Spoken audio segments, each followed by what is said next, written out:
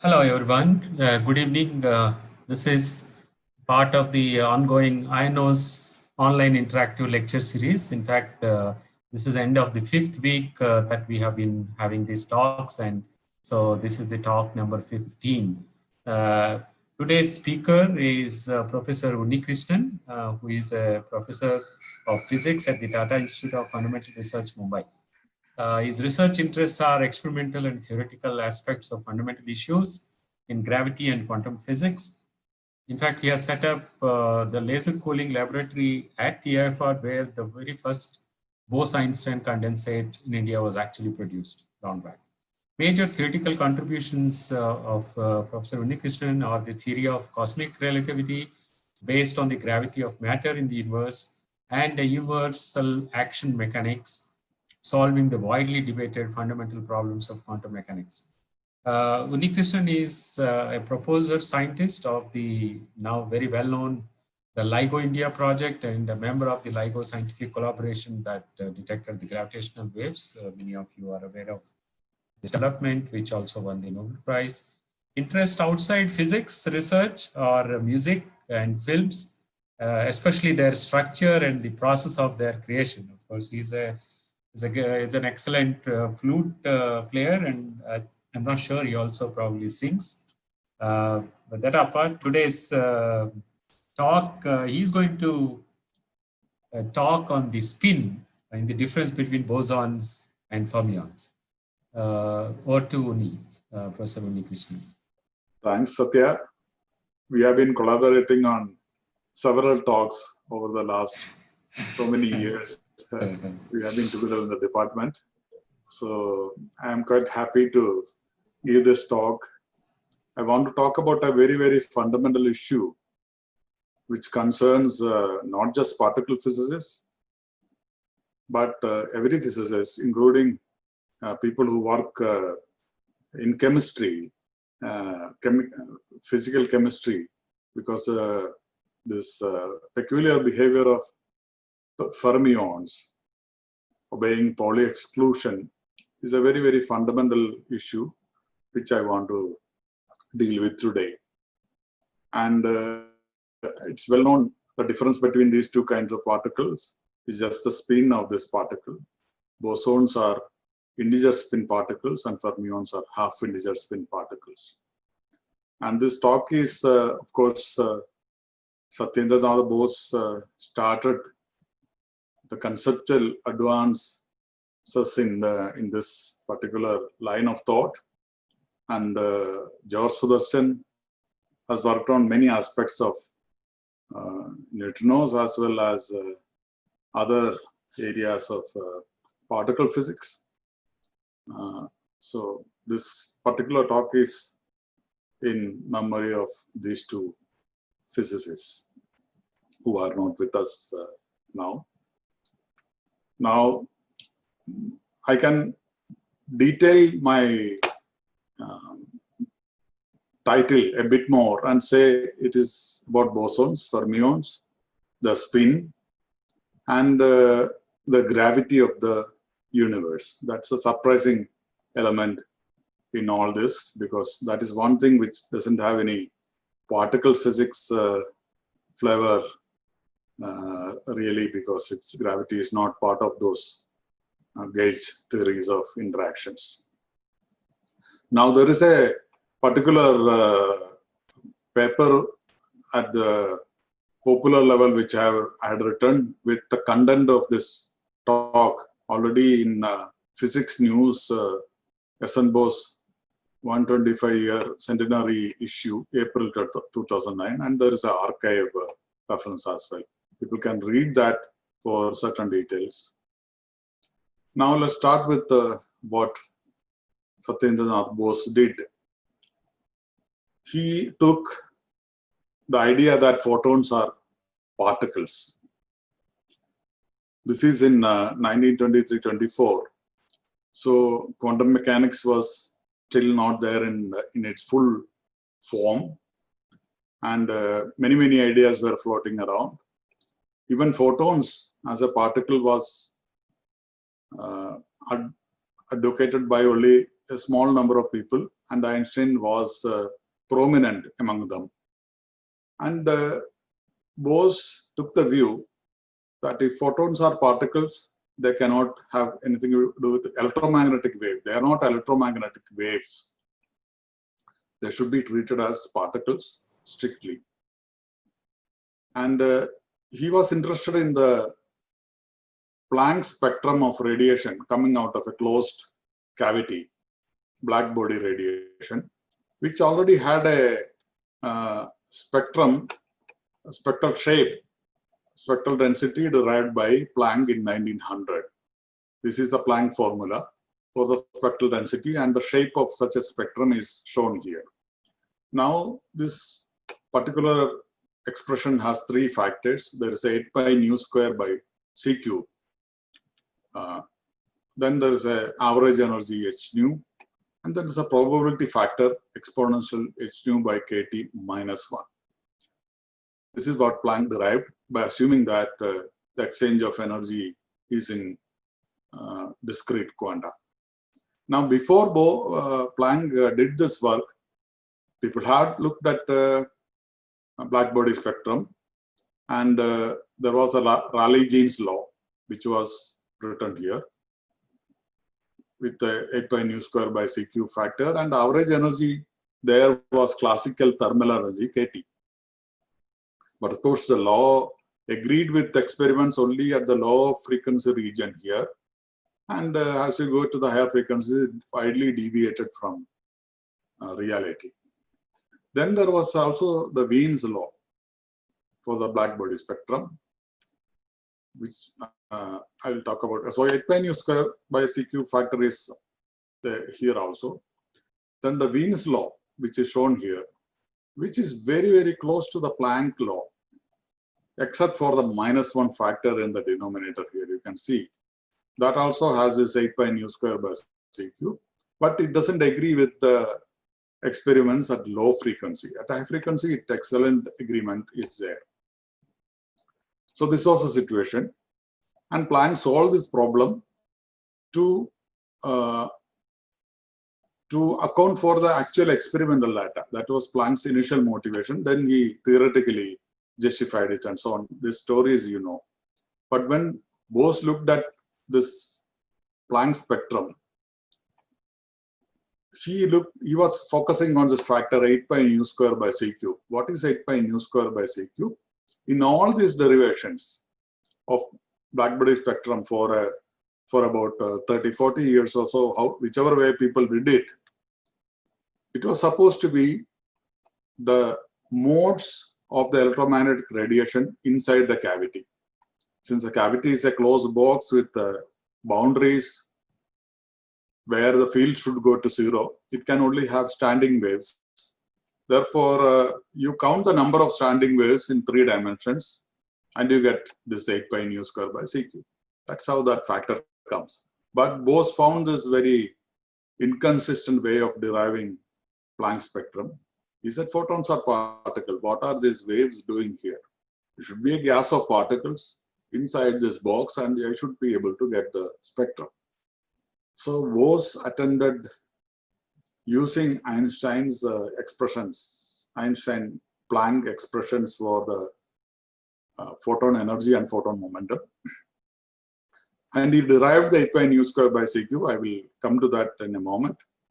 But he took courage to write a letter to Einstein, not only demanding to look at the paper, but a very strange request for translating his paper into German and helping its publication.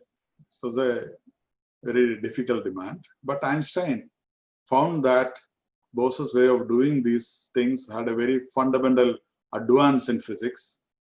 He translated it and published, helped him to publish it. That story also, you know. So I just mention it. It says, "Respected master, I have ventured to send you the accompanying article. I'm anxious to know what you think of it." So this is a claim. You will see that I have tried to deduct the coefficient 8 pi nu square by c cube in Planck's law independent of classical electrodynamics. Only assuming that the ultimate elementary regions of phase space has a content H cube. So as I said, the Planck spectrum has these three factors: number of modes, energy of one quantum, and the probability factor. And this 8 pi nu square by c cube comes from the standing wave counting. And Bose wanted to get rid of that. So what did he do? He considered photons as genuine particles with energy, some energy and momentum, just like any other particle, where the formula is E equal to h nu and P is equal to h by lambda. And then he wanted to see how many particles are, how many states are filled between P and dP in the volume between, in the P space between P and dP. So that is just 4 pi P square dP, which you can write in terms of the frequency. So you get a factor there. And this multiplied by the spatial volume, which is dV or dx cube, gives you the volume in phase space, the PQ space. And that divided by h cube, because you have to assume that the elementary cell in the phase space is h cube. So you divide by h cube and you get the number of occupiable space in phase space, which is this factor here. This you multiply by a factor of 2 to account for the polarization, and you get the 8 pi nu square by c cube. So the derivation, what Bose did, was extremely simple, but it had a great conceptual value because for the first time, somebody was deriving these factors without assuming that there is standing waves and electromagnetic waves inside this cavity, just a gas of particles. So what Bose did was, photons inside a heated cavity is equivalent to a thermodynamic gas of particles. They are indistinguishable, and any number can be in a single state. That's a probability counting he did. We don't go into those details. Then he derived the Planck's law. This was in 1924. Einstein took Bose's idea very seriously and extended it because he was looking for something like this: a gas of atoms that are indistinguishable, that's identical. He was trying to solve the problem of the quantum mechanics, quantum statistical mechanics of a gas of atoms, and he didn't know what to do. But then Bose's paper came, which Bose treated photons as a gas of particles, and everything was worked out there. So Einstein reasoned that the gas of atoms should obey a thermodynamic law of distribution similar to the Planck's law. It was that simple in logic, except that photon number is not conserved, but atoms being massive, their number is conserved. That is a change you have to do further in the derivations. And this gave quantum statistics of atoms automatically. And immediately it had important predictions within 1 year. The most important prediction was that of the Bose-Einstein condensation, what is called Bose-Einstein condensation. Einstein tried to have Ehrenfest. From a certain temperature onwards, molecules condense without attractive forces spontaneously. That is, they accumulate to zero velocity. Then he writes, theory is pretty, but is there some truth to it? The point was, the lowest energy state can be occupied by a large number of particles well above the absolute zero temperature. Of course, bosons, you know, light considered as a stream of particles. With any physical state can be occupied by any number of identical particles. That is a basic property. But same is true for atoms and various other particles. For example, superfluid helium is just helium atoms going into a Bose-Einstein condensation. Helium atom has 2 protons, 2 neutrons, and 2 electrons. Now, 2 paired electrons. So the total spin of the system is an integer value. Now in superconductivity, there are electrons, but they are paired, 2 pairs. So you can immediately see that atoms or even electrons, light, everything can behave like systems which can undergo Bose-Einstein condensation, though their spin of the elementary particle involved is not necessarily integer or integer valued. Only the aggregate total spin matters. So in superconductivity is two paired electrons, two fermions paired to form a boson, which can go into Bose-Einstein condensation. Now, if you go to heavier atoms like rubidium, it has 37 protons, 37 electrons, and 50 neutrons, one isotope, 87. So total even number of spin half particles, and they are nearly non-interacting. And if you cool them down, they will spontaneously go into the state of zero velocity, the lowest energy state. That's how the Bose-Einstein condensation was done in neutral atoms in 95, rubidium atoms. This is Bose-Einstein condensation in an optical dipole trap we did in 2007, which Satya referred to, where we cooled the atoms in an optical trap. And you can see this was back in 2007. You already know this. Now, so this doesn't mean that all kinds of particles behave this particular way of going to zero energy state or spontaneously when you cool down. These are particles where any number of particles can be in the same state, which is what we call bosons today. Now, some parallel development happened when Wolfgang Pauli was looking at the atomic spectra, the doublets, which nobody could explain satisfactorily, and in relation to Zeeman effect and things like that. We found a unifying principle in 1925, which is called the Pauli exclusion principle. And basically, it is contained in this sentence from his paper. It says there can never be two or more equivalent electrons in an atom. What are equivalent electrons? Electrons have quantum numbers in an atom, principal quantum number, angular momentum, and so on. And there was a fourth quantum number introduced just then by various people, including Pauli, what was called the fourth quantum number. This was before Uhlenbeck and Goodschmidt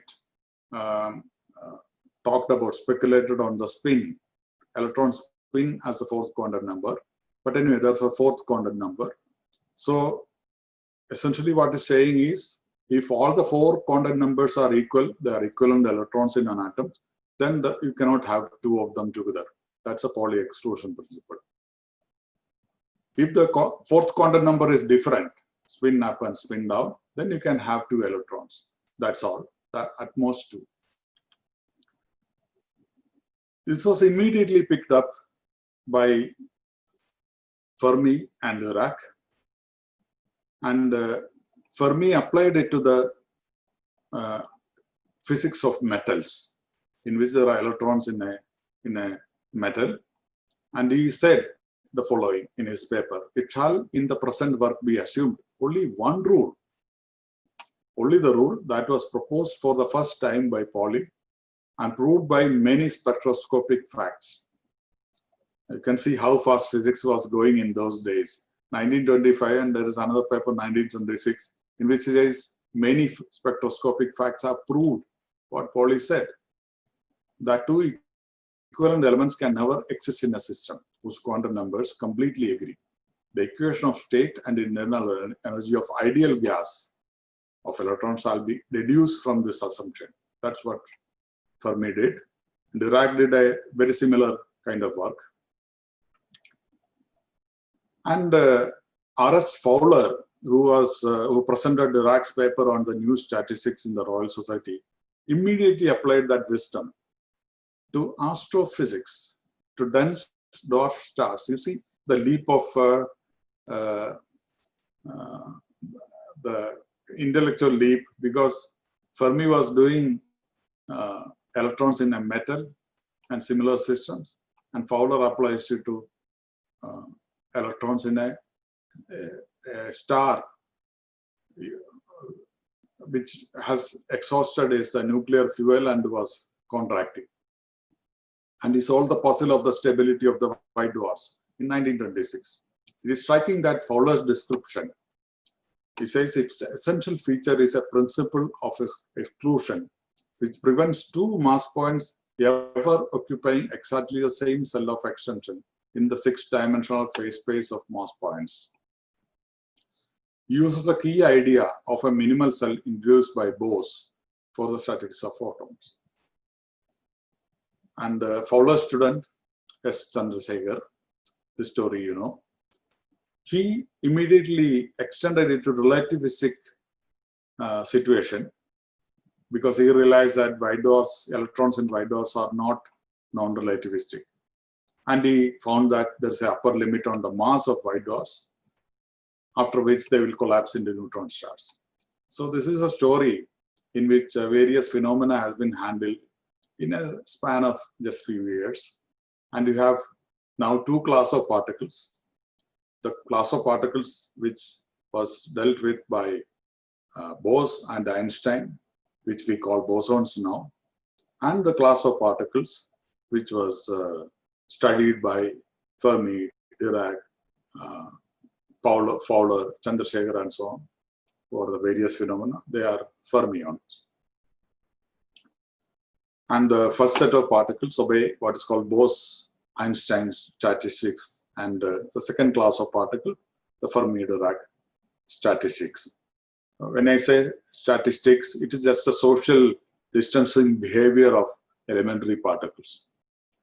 Now, since it's a series on neutrinos, I thought I will include just one slide on specifically on neutrinos. Of course, neutrinos are very weakly interacting, and one might think that Pauli exclusion is not relevant for many of these situations.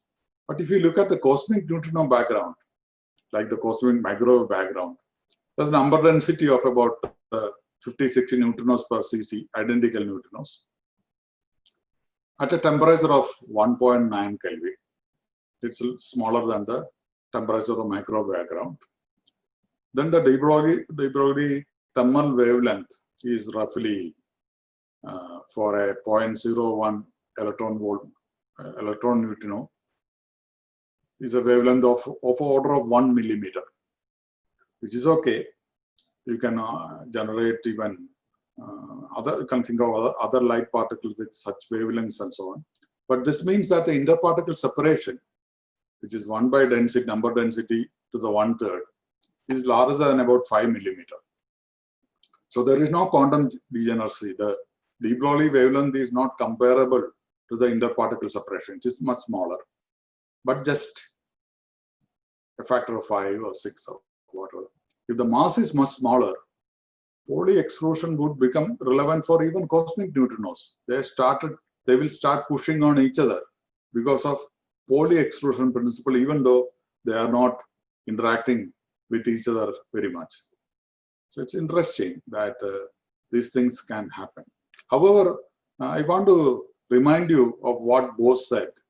It is inconsistent to mix the notion of particles and waves, which is what we do in quantum mechanics today. But strictly going by Bose's logic, this is an inconsistent way of doing things.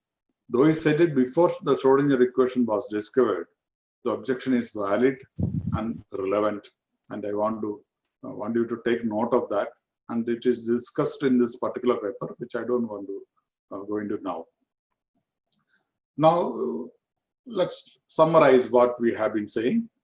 We are saying there is two classes of particles. One is bosons. Any number of particles can be in the same state, for example, in the zero velocity state. And then there are fermions, which only two particles in the same state cannot be in the same place. Now you look at this particular picture. This is the neutral atoms of lithium, which is cooled to very low temperature. You can see the temperature here. It is in the nano-Kelvin, sub-micro-Kelvin. But you see, lithium-7 with 10 fermions, 3 proton, 3 electron, 4 neutron, keep on going to the smaller and smaller spatial region when you cool down, like bosons should do. But lithium-6, just 1 neutron difference, it resists resists compressing because it behaves as a fermion, not liking the same place for 2 particles. They repel without any interaction, purely because of some quantum mechanical reason, which we will talk about. So these are atoms in a trap. You cool it down, bosons go down to the lower state and they can be compressed, fermions cannot be. And you see it's a very spectacular kind of a phenomena. So this, I was talking about this as a social distancing behavior because that's a catchphrase now for particles. This partition them into just 2 classes, bosons and fermions. There is nothing other than these 2. The particles can be aggregates of fundamental particles. Lithium is not a fundamental particle. They can be just identical. They have to be just identical particles, identical atoms. But they can contain any number of particles internally. What you see from outside, what is the is it even number of fermions or odd number of fermions? That's all matters. So it depends only on the total spin. That's a key word. This behavior of 2 classes, fermions and bosons, it depends only on the total spin. And we will find out what the reason is. Now, I was talking about a variety of phenomena which involves bosons and fermions. You can think of everything what we see in our daily life and laboratory and so on. There's so many phenomena in astrophysics. Everything depends only on just spin of the particles, which is very amazing. This is a picture of Heisenberg and Pauli and Niels Bohr looking at a spinning top.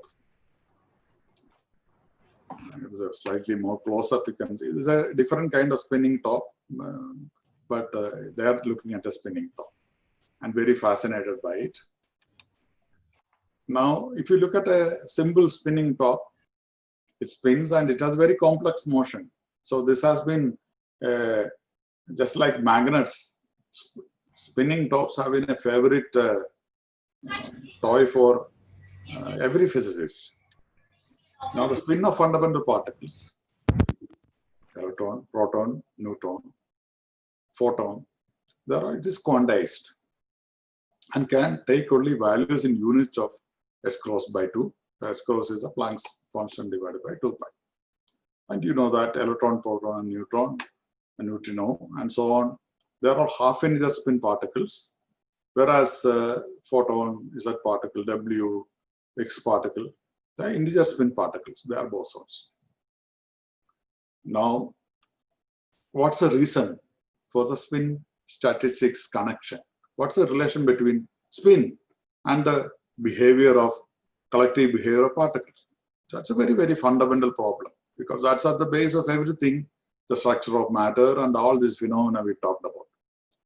Pauli said in his Nobel lecture in 1945, because he got a Nobel Prize for saying the exclusion principle and applying it to atomic spectra. He said, in order to prepare for a discussion of more fundamental question, you want to stress here is a law of nature, which is generally valid, namely the connection between the spin and the symmetry class. A half-integer value of the spin quantum number is always connected with antisymmetrical states, exclusion principle. I will explain what this antisymmetrical state means. An integer spin with a symmetrical state. This law holds not only for protons and neutrons, but also for electrons. Moreover, it can be easily seen that it holds for compound systems. If we search for a theoretical explanation of this law, we must pass to the discussion of relativistic quantum mechanics, relativistic wave mechanics. Since we saw that it can certainly not be explained by non-relativistic wave mechanics. So this is what Pauli said. So it's getting complicated. It's a law which is applicable everywhere. We see it in everyday phenomena, but its explanation seems to be somewhere deep in relativistic mechanics according to Pauli. Now, let's see how this law is implemented in physics. Because just saying a law, talking about a law is not enough. It has to be implemented in the mathematical structure of quantum mechanics, in the wave function. Suppose you write wave function for two particles, just two particles, 1 and 2, with the coordinates x1 and x2. Join wave function, the product of these two individual wave functions, which you can do for bosons and fermions like this. But writing this way, there is no difference between these two particles, the same wave function. So that will not do. And if you make x1 equal to x2, if you bring together the two particles, this becomes just the product of two identical wave functions, like a square. So this will not do. We have to do better. And the way it is implemented in physics is to do this. You write, if it is a boson, then you write another part for the wave function, which is an exchange wave function. The second particle with the first set of coordinates, psi2 of x1, psi1 of x2, like an exchange of particles. Like the particles are exchanged. There is an original configuration, and then you have an exchange configuration. You write for bosons a sum of these two wave functions, and for fermions a difference of these wave functions, arbitrarily, because you know what you want to get. You want to get Pauli exclusion principle at the end. So what you do is you write for fermions with a minus sign here, the direct wave function and the exchange wave function. If I do that, if x1 becomes x2, then this becomes identical on both sides and the difference is 0. When the wave function, total wave function goes to 0, the probability goes to 0, and that's how you get Pauli exclusion. The probability of identical occupation goes to 0. So you see, implementation is done very easily just by having this plus and minus difference. Of course, this is not an explanation. This is a description. Implementation of the Pauli exclusion principle, the description. A description is not a phenomenon. In fact, there are a lot of things in physics for which we have a good description, but there is no explanation. You'll see some example later. Pauli obsessively took it on himself to prove with reasons the connection between spin and statistics. In fact, this obsession he carried throughout his life till his death. In fact, one may even say that it affected his health very severely. What he managed was not a reason proof, but just a mixture of reasons. In fact, though I will not go into details, I want to mention this because it's normally said Pauli found some proof for spin statistics connection. Pauli assumed three things: that there is a state of lowest energy, what is called vacuum. It's a state of lowest energy, then all energies are positive from that. Second assumption of locality. Measurements at two separated points cannot disturb each other. If I do a measurement at one point here and another point there, one should not affect the other if the points are too separated in space. It's a statement of locality and relativity.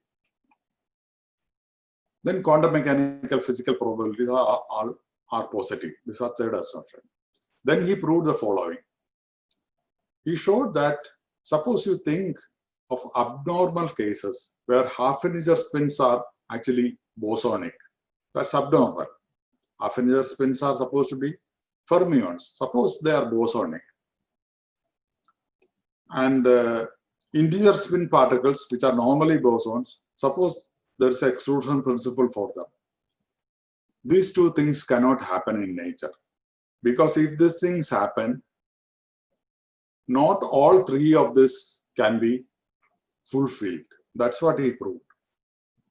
Let me go into some detail. He said if half-integer spins are behave as bosons, then postulate 1 is violated. That is, energy will become negative. So that cannot happen. So this should not happen. If integer spins becomes fermionic, then the second assumption will go wrong. Measurements at two separated points will start will disturb each other. The commutation law will not work. But the third postulate, quantum mechanical probabilities are positive, is always fulfilled. This is Pauli's paper, 1940 in Physical Review, in which he says exactly this. If identical particles with half-integer spin get together to show bosonic behavior, then all hell breaks loose and the positivity of energy is violated. If identical particles with integer spin exclude each other to show fermionic behavior, then world becomes spooky, and a measurement at one point can affect the measurement state at another point instantaneously. So once you assume this should not happen, then particles should behave normally. This is Pauli's argument. Okay, this is one kind of proof for the spins relation between spin and statistics. Now the problem with this, you can immediately see. The reasons are entirely different for the two cases. Bosonic behavior is linked to the validity of locality or commutation, and the fermionic behavior is linked to another reason, that there's a lower state of energy and the positivity of energy. Whereas this is a phenomenon which just depends on the spin of the elementary particle. You change the spin, the behavior changes. Why should it be two different reasons? Pauli ended his normal lecture. Pauli knew that he didn't have an explanation. He had some cooked up reasons with, somehow agreeing with, consistent with existing physics. So he ended his normal lecture saying the following.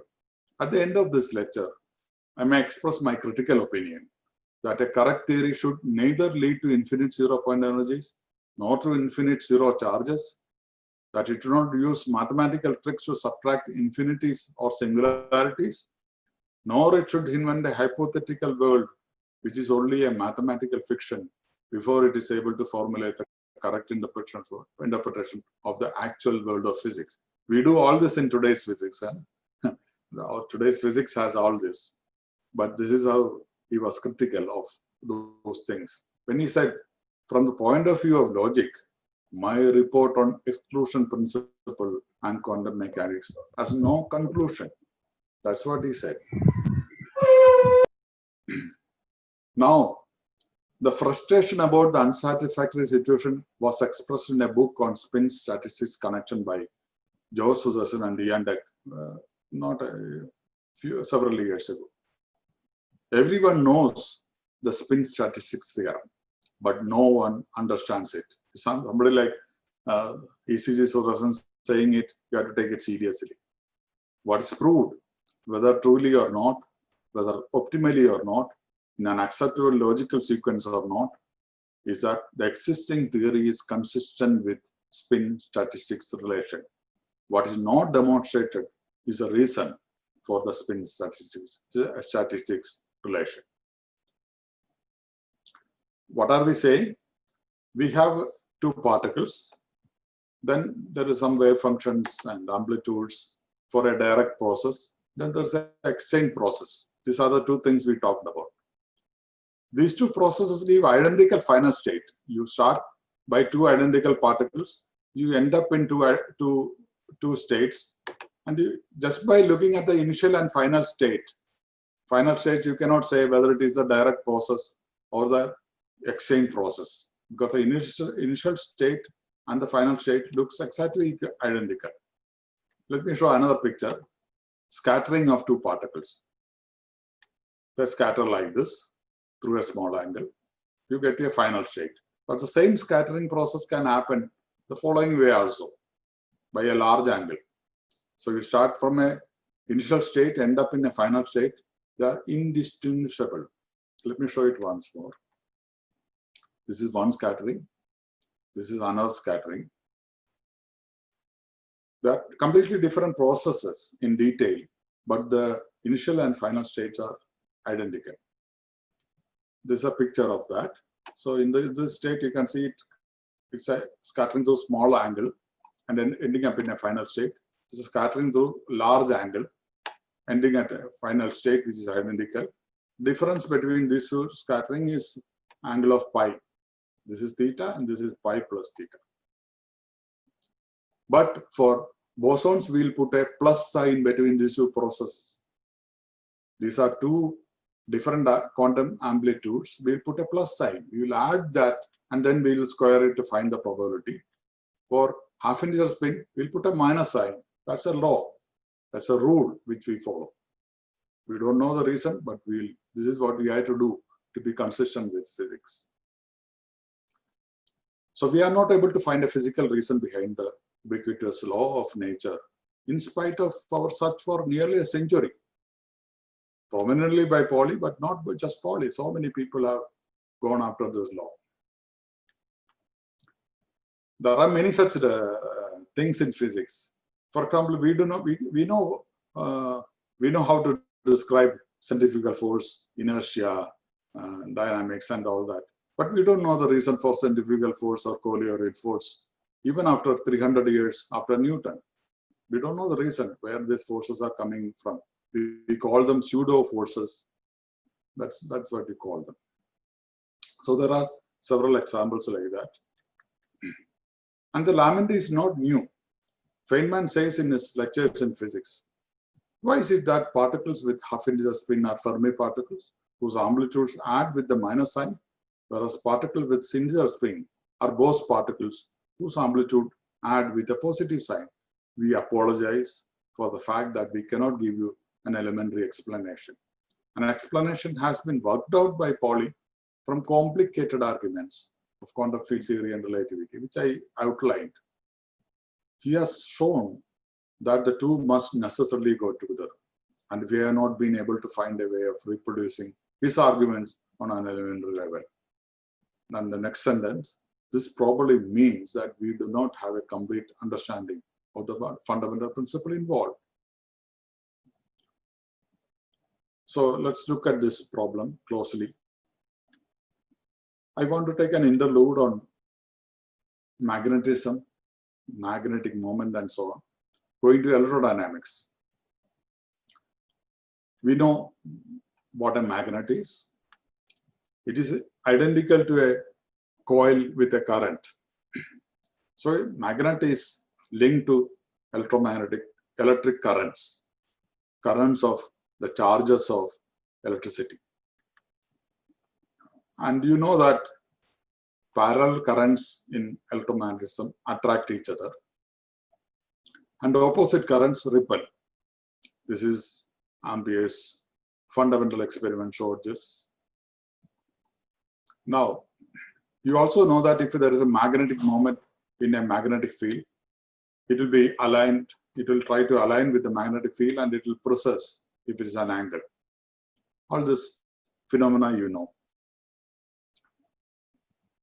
Now, what is a magnet really? Whether it is built by fundamental magnetic moments of particles or made by a coil with a current, ultimately it's a current of charged particles.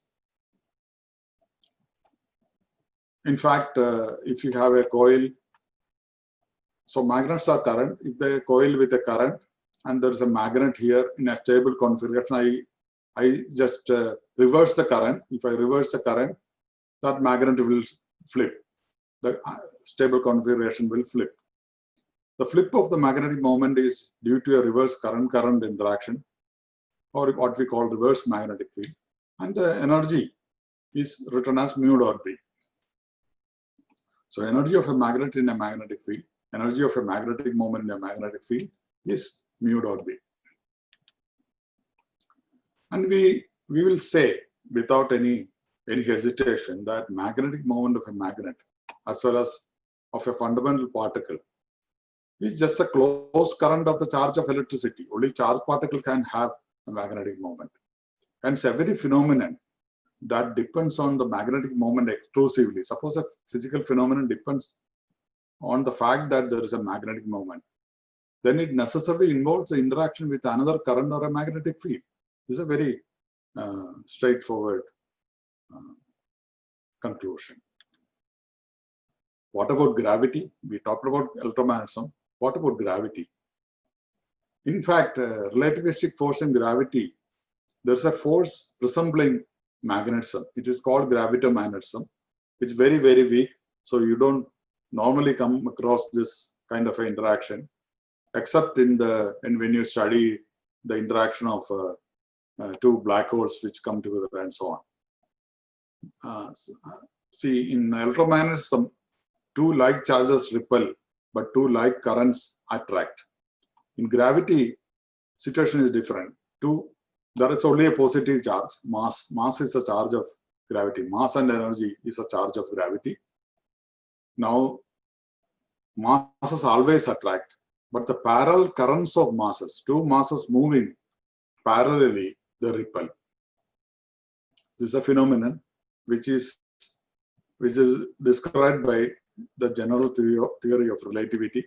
So in gravitation also, there is a force resembling magnetism, the current interaction. For example, two globes which are rotating in the same sense, they will have an attractive interaction.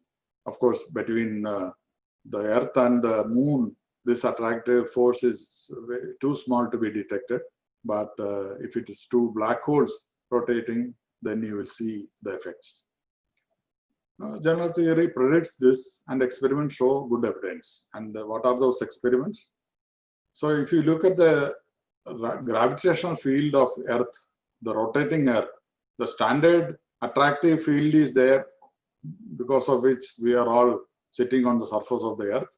But there is an extra field which looks like a magnetic field, whose magnitude is very, very small. It is a rotation angular frequency of Earth multiplied by this factor gm by c square r. Gm by r is the potential of the Earth, gravitational potential, that divided by c square. It's a very small number. Therefore, the value of the gravitomagnetic field is extremely small, but it can be detected with a real experiment, what is called Gravity Probe B. You can look at the website of Stanford University.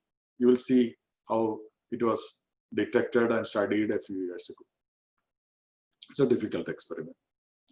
So we come back to this magnetic moment of a magnet. We know every phenomenon that depends on a magnetic moment involves the interaction with another current or a magnetic field. But what is spin? Spin is a closed current of a charge of gravity, always. Mass and energy are the sources or charges of gravity. And spin, in every case conceivable, is just a closed current of gravity's charge, which is a mass or energy. So spin is exact equivalent of the magnetic moment in gravity. Therefore, it is not a proof, but it's a reasoning. Therefore, physical phenomena that exclusively depend on spin must be linked to gravity. It must be linked to gravity. So the solution for the spin statistics connection, which depends only on the value of spin. There is no point looking for a solution in existing theories or existing other interactions and so on. You have to look for a solution in gravity. So let's look for a solution in gravity, which people did not realize earlier. Oh, but you can see gravitomagnetic fields, as I just said, are too small to affect anything in terrestrial physics. Just too small. Are they? Really? No. It is because we don't see it. It's all around us. Let's look at what it is. I said it is related to gravitational potential divided by c square and so on. So let's look at gravitational potential in this room, in your room. You can calculate its gm by r. and divided by c square to normalize it. So Earth's gravitational potential is only 10 minus 9 in dimensionless units. Look at the sun. Actually, gravitational potential of the sun at the position of the Earth is 10 times larger than the gravitational potential generated by the Earth itself. Sun's gravitational potential in this room is larger than the gravitational potential by the Earth. The gravitational potential due to the Milky Way galaxy in our room is 1,000 times larger than the gravitational potential generated by the Earth. See, gravitational force gradient of the potential is larger for the Earth, but not the potential. The message is very clear. Distant masses dominate. Therefore, let's look at the whole universe. These things were not known in 1930 and 1920 and so on when physics was developing. There was no cosmology at all. Nobody knew there's so much matter in the universe. But now we know. So we should not now make mistakes.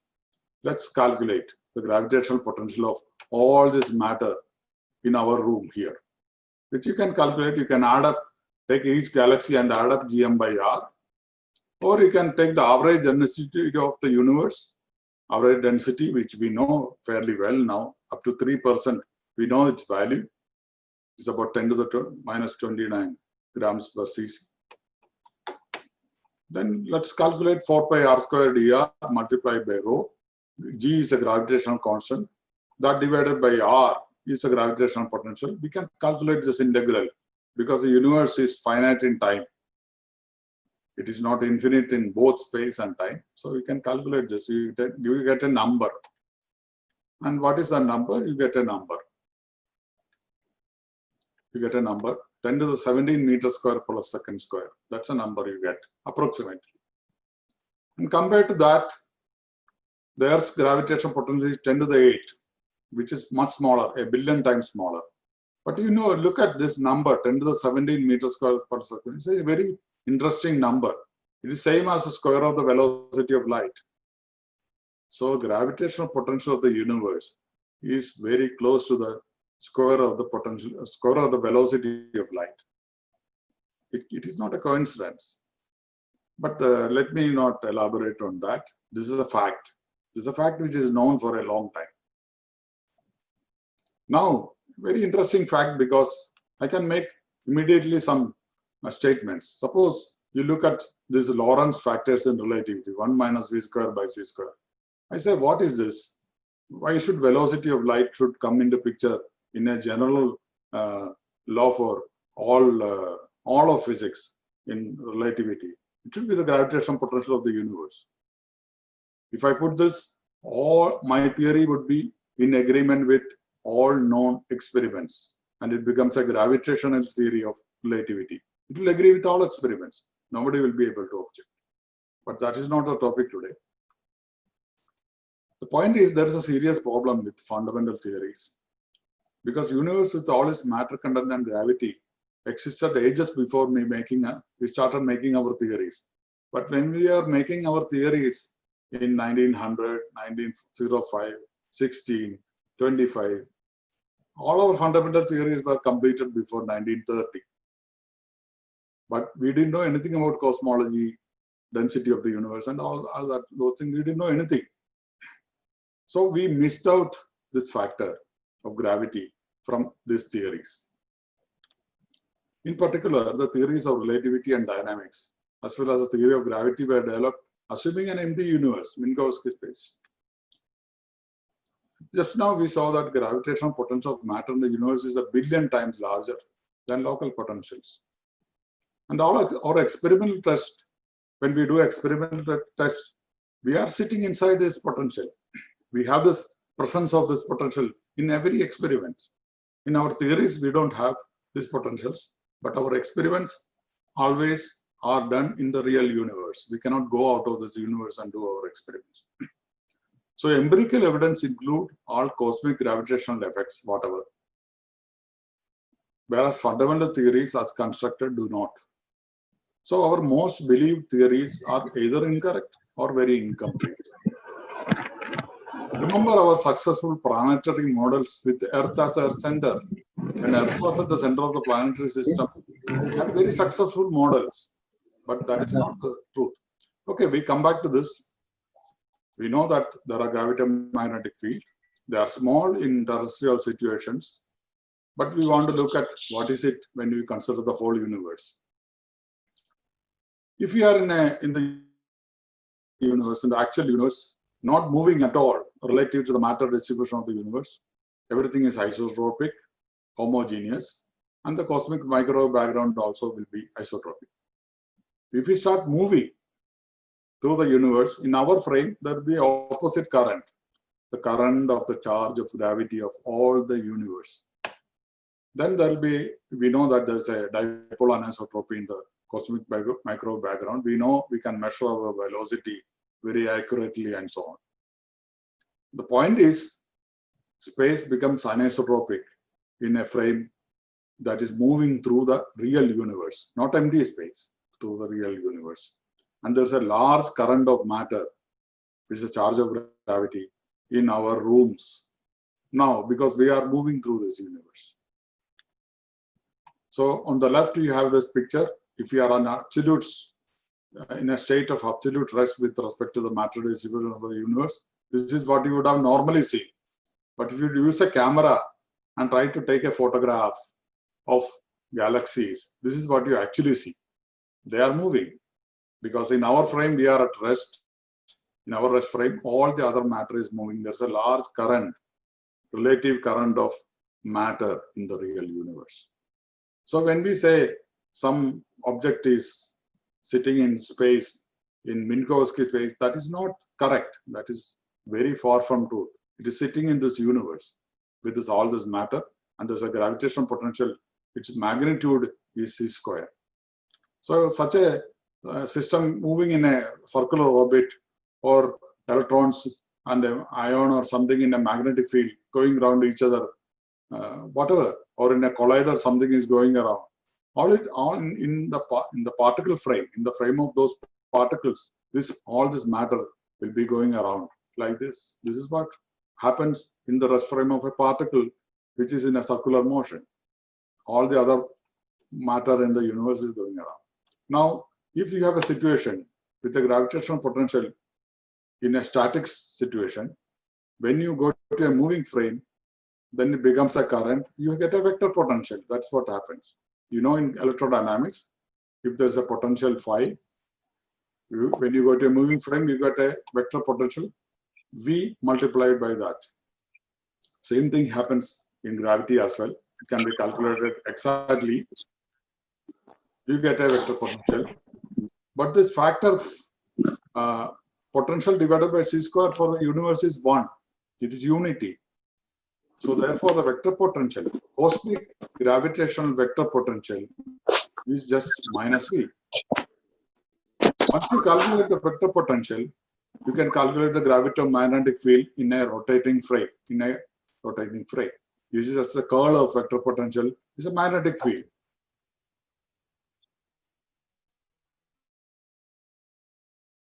There because there is matter really there.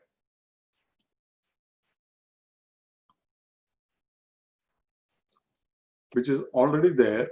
You can calculate the cosmic gravito-magnetic field from standard physics. So you can calculate, you get a value which is equal to 2 omega. So we have done this calculation now. So I'm talking about a new paradigm of fundamental physics of relativity and dynamics, in which dynamics and all relativistic effects are completely determined by the gravity of the matter and energy in this vast universe. Cosmic gravity is the reason for inertial forces, inertia, and all the relativistic effects, which I call cosmic relativity. But let's skip that. It doesn't matter what I call it. I want to give 2 proofs. I don't want to do any hand waving when I give this talk. I want to give proofs for whatever statement I make, so that we can debate on any question in exactly scientific terms. One proof is indicatory, which means, suppose we imagine the following situation. The electron-proton charges are not exactly equal. Suppose you assume that there is a slight charge asymmetry of the order of 1 part in 10 to the 35. So you will never detect in the laboratory. It's an extremely small, tiny undetectable charge difference. But during 1875 to 1900, when people were making the theory of electrodynamics, we didn't know anything about this vast universe and the matter inside that. So in those days, it was just empty space, essentially, very small amount of matter. So when Maxwell was making his theory, this kind of a thing was not known. And suppose at that time there was this charge asymmetry. What happens? Then Maxwell equation and Lorentz force law would have worked. It would have worked on charged particles moving in the laboratory, but only in inertial frames. If the charged particle accelerated or rotated in the frame of the particle, all this charge around in the universe would have been going around. So even if there is only a very tiny charge asymmetry, because of the vastness of the universe, there will be a large potential, electric potential and a magnetic vector potential generated. And immediately you will start seeing the effect of that when you accelerate a charge or when you have a charge in a rotating frame or a magnetic moment. New mysterious forces proportional to electric charge will appear. And one will have to conclude that there are pseudo electromagnetic forces over and above real electromagnetic forces generated by currents and so on in the laboratory.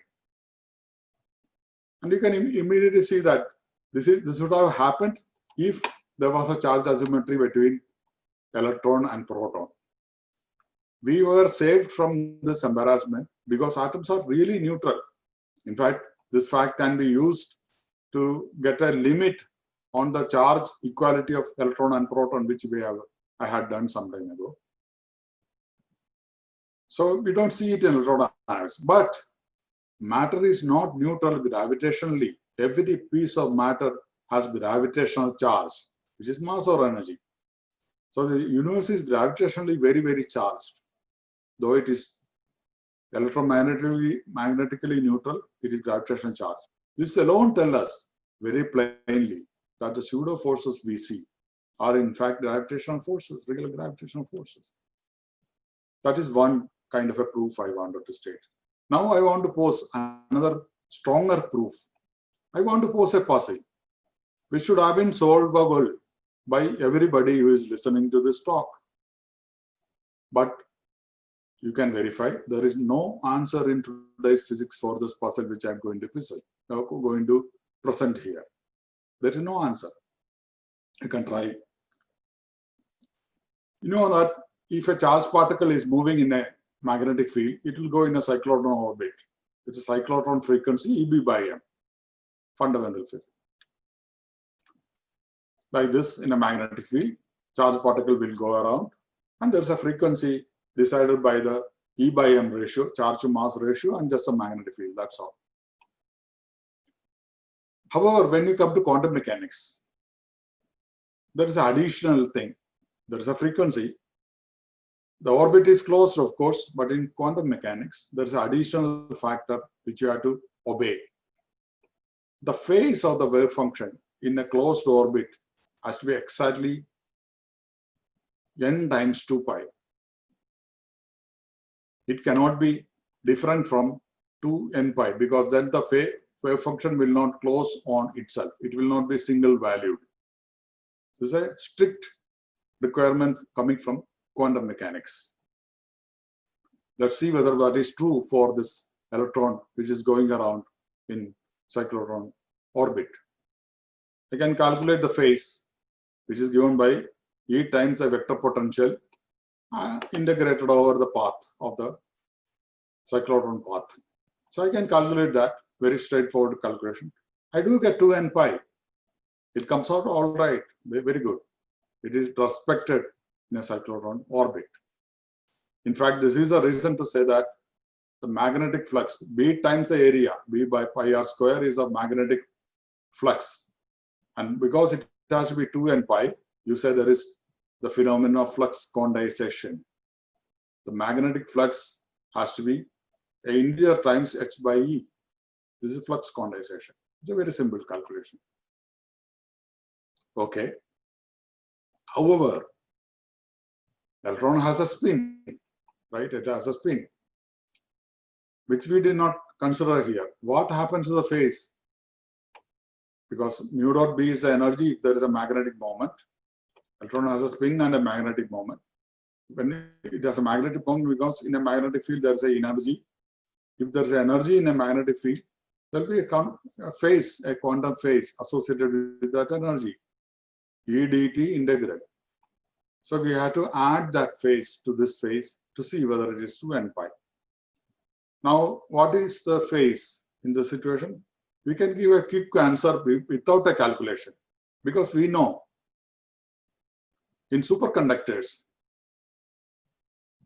it's paired electrons. The spin is 0, and you can have a situation where the total spin is 1 also. The paired electrons are paired in the identical direction. In both cases, there is flux quantization in superconductors. We know that phenomenon. So superconductors respect this requirement, quantum mechanical requirement, that the phase is 2 n pi. There's flux quantization. So for spin 0 and spin 1, it is 2 pi, 2 n pi. Then we know the answer for just one electron. It has to be in between. It is pi, not pi, 2 pi, which is, let's calculate it correctly. I can calculate it with the energy is mu dot B. This is a calculation. Mu dot B is G factor, magnetic, Bohr magnetron, spin, magnetic field. Everything I put in, I can calculate. It is true. The phase, quantum phase coming from the spin of the electron in the cyclotron orbit is pi and not 2 pi. Therefore, this single valuedness of the wave function, total wave function, cannot be respected. It's a very, very serious problem. It's a devastating result. So this is a problem. Quantum phase in a simple situation of an electron with half-integer spin in cyclotron motion in a magnetic field does not obey a basic law of quantum mechanics, unless there is more phase coming from somewhere else, which we have missed out. Because we know electrons go around in cyclotron orbits in condensed matter situations, and the quantum mechanics is not violated. So the phase is coming from somewhere else, which we have not noticed.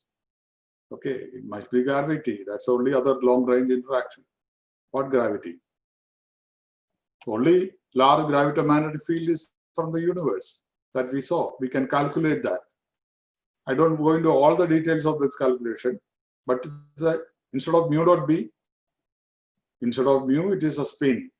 And instead of magnetic field, it is a gravitomagnetic field. And there's an extra factor of half, which comes because there's a difference in the definition of magnetic moment and spin in physics. There's a factor of 2 there. So there is a factor of half there.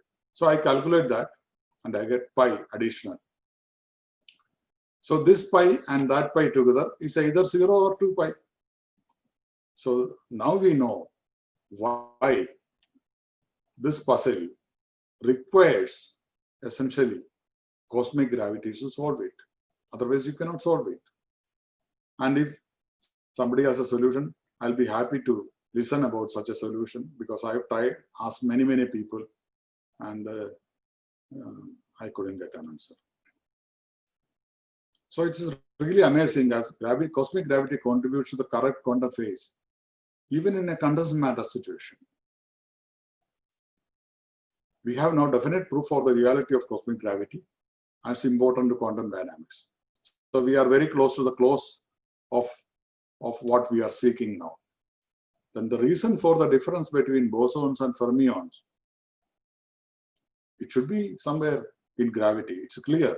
The answer is in the gravitational interaction with the whole universe. But that's because, as I said earlier, spin in all cases is just a close current of the charge of gravity. So if a phenomenon, a fundamental phenomenon depends exclusively on the spin of the particle, that phenomenon has to do with gravity, nothing else. So the reason for the difference between bosons or fermions must be in gravity. Let's see whether that we can prove it. Cosmic gravity and spin. If there is a spin and a gravito-magnetic field BG, the interaction is S dot B with half factor of half. And B we said already, it is just curl of A, which is 2 omega. In a rotating frame with an angular frequency of omega, it is 2 omega.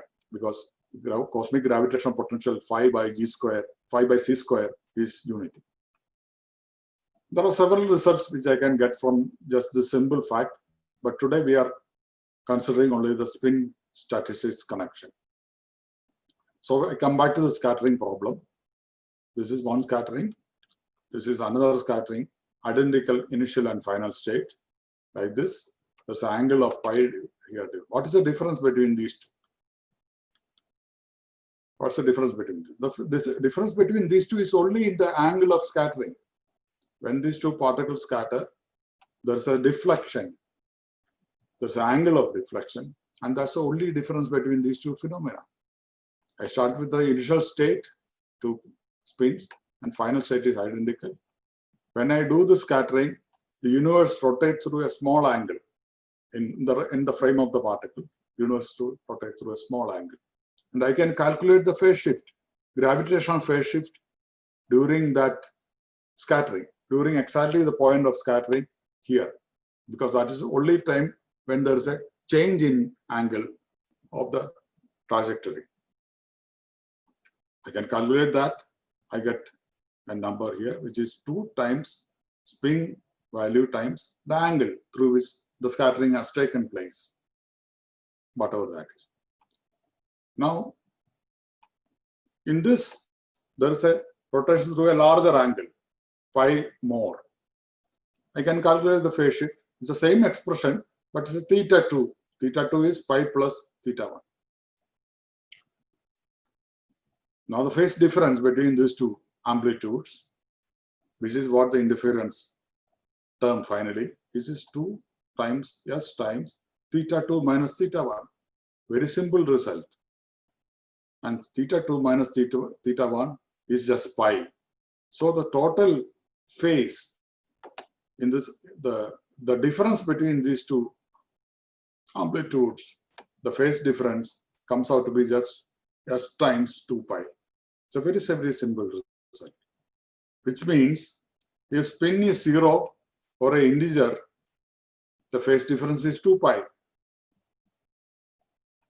If S is 0, like a Higgs particle, it doesn't interact with the gravito-magnetic field of the cosmos because spin is 0.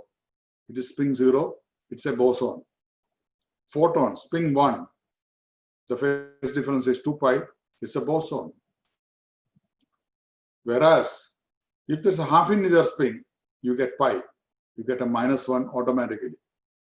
So we have found the elusive proof for the spin statistics connection, clarifying the physical reason that underlies the connection. That is, you have these two processes, two amplitudes. The phase difference between these two is just S times 2 pi, where S is the spin of each particle. For integer spin, we wanted a spin, a plus sign, we get the plus sign, e to the I 2 pi is plus. For half integer, we wanted a minus sign, e to the I pi, it is half -1. So I have proved the spin statistics connection and found the physical reason which Pauli and various others have been searching obsessively for throughout their lifetime. I also spent a lot of time on it, not the entire lifetime yet. So what Feynman lamented about, or Sudarshan and Yandak talked about, everyone knows the spin statistics theorem, but no one understands it. Now you will see that that is not the situation anymore. After today, we do understand the reason behind the spin statistics relation. The physical reason for spin statistic relation is cosmic gravity. We have a straightforward and simple proof with a calculation that confirms the gravity of the observed universe. And the solution to the phase puzzle, mind you, this is very important. The solution to the phase puzzle, it corroborates this proof. It shows the essential nature of cosmic gravity in very fundamental, very simple situations of terrestrial physics. So we started with what this gentleman did for fundamental physics, and we know we have some conclusion. Pauli ended his Nobel lecture by saying that he doesn't have a conclusion for the relation, for his report on the relation between spin and statistics. We have a conclusion for the report, and it has to do with the gravity of the universe. The universe is matter-filled. Thank you. That is where I will stop. You can look at these references for details. Thank you very much.